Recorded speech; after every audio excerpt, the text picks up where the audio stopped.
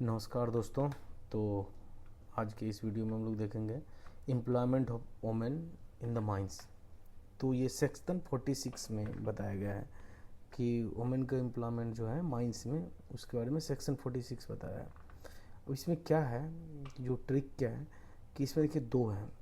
पहले तो mines act बताता है, फिर उसके बाद एक अलग से गैजेट नोटिफिकेशन आया था। यानी कि पहले माइंस एक्ट में कुछ रिस्ट्रिक्शन थे कि वुमेन जो है सिर्फ ओपन कास्ट के केस में काम कर सकता है, और वो कुछ टाइम बॉन्ड भी था। लेकिन फिर गैजेट नोटिफिकेशन आया और उसको थोड़ा सा और बड़ा किया था उसके। तो हम लोग दोनों को अलग अलग देखेंगे, तो कंफ्यूज नहीं होना है, आराम से उसको दोनों को अलग अलग देखना है। तो सबसे पहले जैसे वही बोला सेक्शन 46 है, फिर गैजेट नोटिफिकेशन 2019 में आया।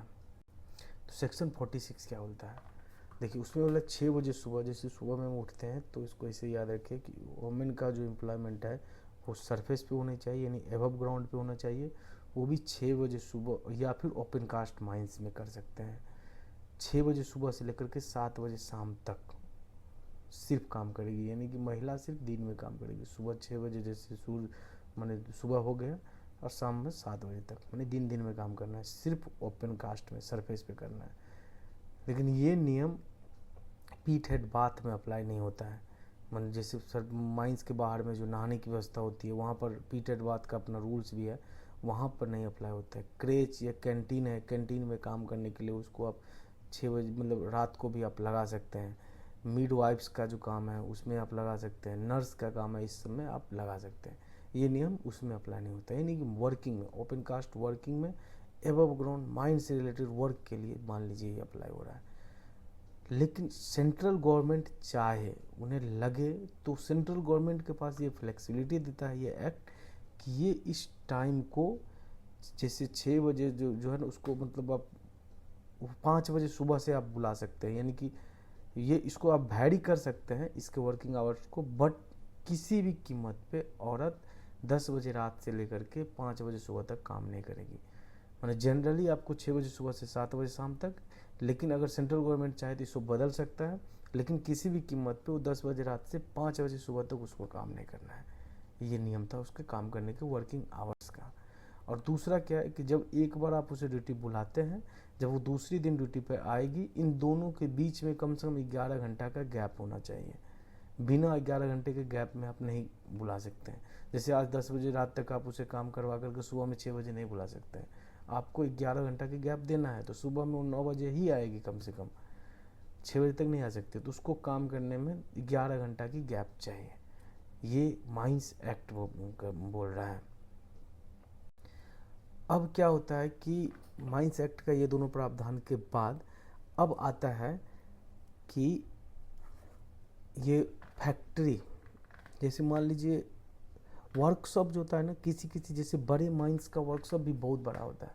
तो बहुत बड़ा वर्कशॉप होने की वजह से वहाँ पर जैसे रिपेयर शॉप रहता है, मेंटेनेंस शॉप रहता है, स्टोर्स ऑफ मशीनरी, ये सब बड़ा वर्कशॉप रहता है।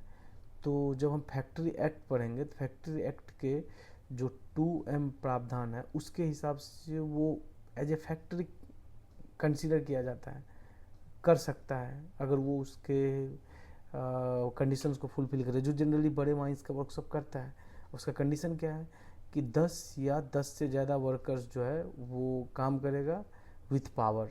अगर पावर का यूज कर रहा है, यानी इलेक्ट्रिसिटी का यूज कर रहा है, पावर कटर का यूज या वेल्डिंग का यूज, जहाँ पे पावर का यूज हो रहा है, तो अगर ये 10 या 10 से ज़्यादा वर्कर काम कर रहा है, अगर पावर नहीं यूज हो रहा है तो 20 या 20 से ज़्यादा वर्कर काम कर रहा है।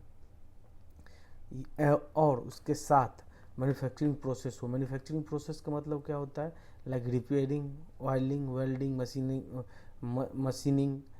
तो ये दोनों का मतलब मान लीजिए अगर कहीं पे वर्कशॉप में पावर का इस्तेमाल हो रहा है तो 10 या 10 से ज़्यादा वर्कर रहे, और उसके साथ में आपका ये रिपेयरिंग, ऑयलिंग, वेल्डिंग, मशीनिंग हो, तो उसमें फैक्ट्री एक्ट लग जाएगा। अगर पावर का इस्तेमाल नहीं कर रहे हैं तो 20 या 20 से ज़्यादा वर्कर रहे और काम वही है, रिपेयरिंग, ऑयलिंग, वेल्डिंग, ये सब अगर काम हो रहा है तो 20, तो फैक्ट्री एक्ट लग जाएगा। और ऐसे केस में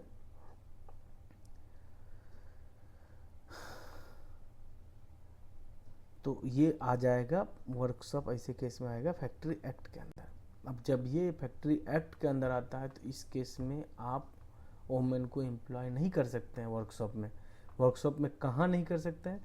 जहाँ पर क्लीनिंग का काम होता है। No women shall be allowed to clean, lubricate, adjust any part of a prime mover, जो मतलब घूमता है उसको एडजस्ट करने का, और क्लीन, लुब्रिकेट और adjust any part of machine मतलब मशीन वर्कशॉप से रिलेटेड जो एक्टिविटीज़ है आप उसमें वोमेन को नहीं दे सकते हैं, क्योंकि वो रिस्क के लिए है और वो उसको इंजर्ड हो सकती है।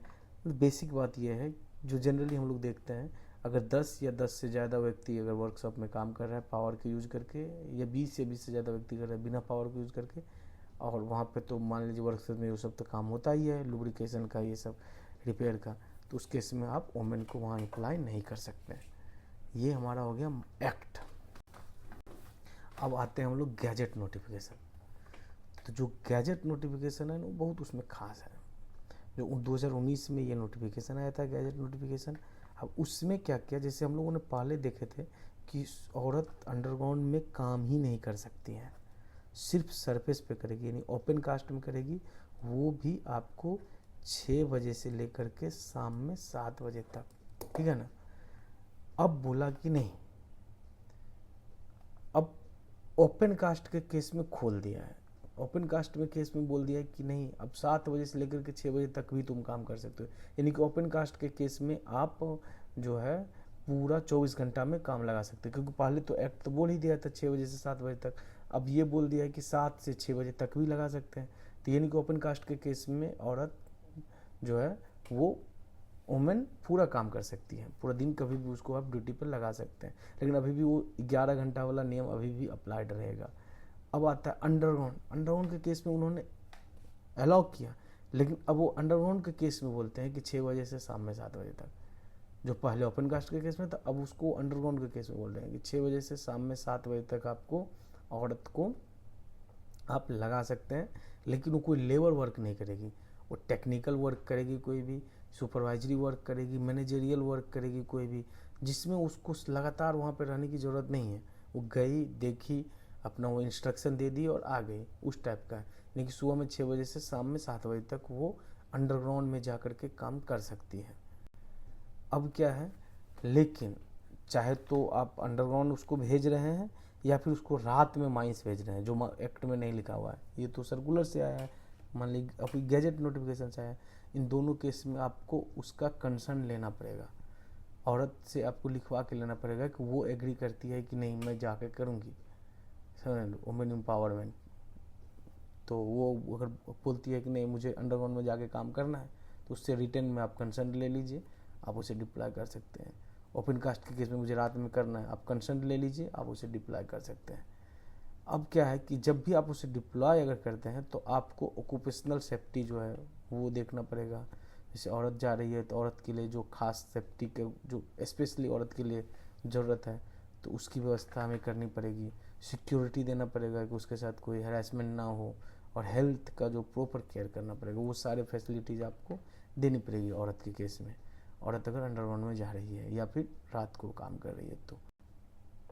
अब उसके लिए एक अलग से आपको एसओपी बनाना पड़ेगा।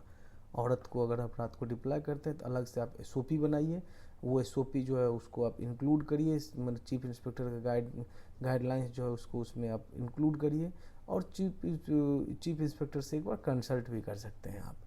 और उसके बाद आपको क्या करना है, और जब भी आप औरत को डिप्लॉय करते हैं, शिफ्ट में अगर डिप्लॉय कर रहे हैं, तो आपको 3 औरत का एक सेट बनाना पड़ेगा, group of 3, not less than 3, मैंने एक साथ 3 औरत कम से कम आना चाहिए, तभी आप उसको शिफ्ट में डाल सकते हैं। तो ये हमारा औरत के एम्प्लॉयमेंट का कंडीशन है माइंस में। तो एक बार हम लोग फिर से देख लेते हैं।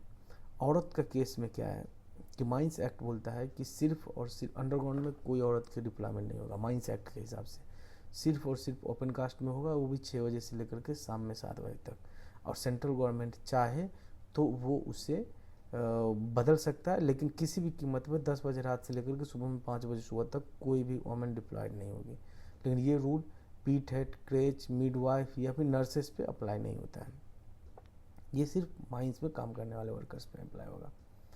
ये था ओपन कास्ट के केस में।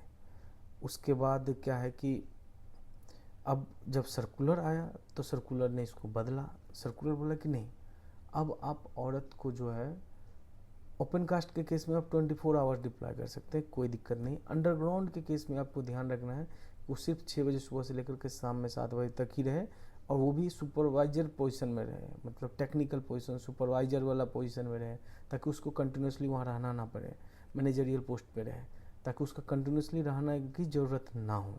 ऐसे पोस्ट में आपको औरत को देना है। लेकिन जब भी उसे डिप्लॉय करेंगे तो आप उसका कंसेंट ले लेंगे, उससे अनुमति ले लेंगे कि हाँ भाई मुझे कोई दिक्कत नहीं है, मैं जाना चाहता हूँ। और तीसरी जो उसमें आ जाती है कि आपको एक उसके सेफ्टी, सिक्योरिटी और हेल्थ के को ध्यान में रखते हुए सारे व्यवस्था आपको करना है अंदर में, और आपको एक SOP बनाना है, और वो SOP जो है चीफ इंस्पेक्टर से अप्रूव होना चाहिए। औरत के केस में आपको इस चीज़ को ध्यान देना है, और चीफ इंस्पेक्टर को से अप्रूव होना चाहिए SOP। और क्या है, जैसे अगर आप उसको चाहते हैं कि नहीं औरत शिफ्ट में काम करे, तो शिफ्ट में काम आप लगा सकते हैं, लेकिन उस केस में 3 औरत का, कम से कम 3 औरत का ग्रुप होना चाहिए, तभी आप उसे शिफ्ट में डिप्लॉय कर सकते हैं।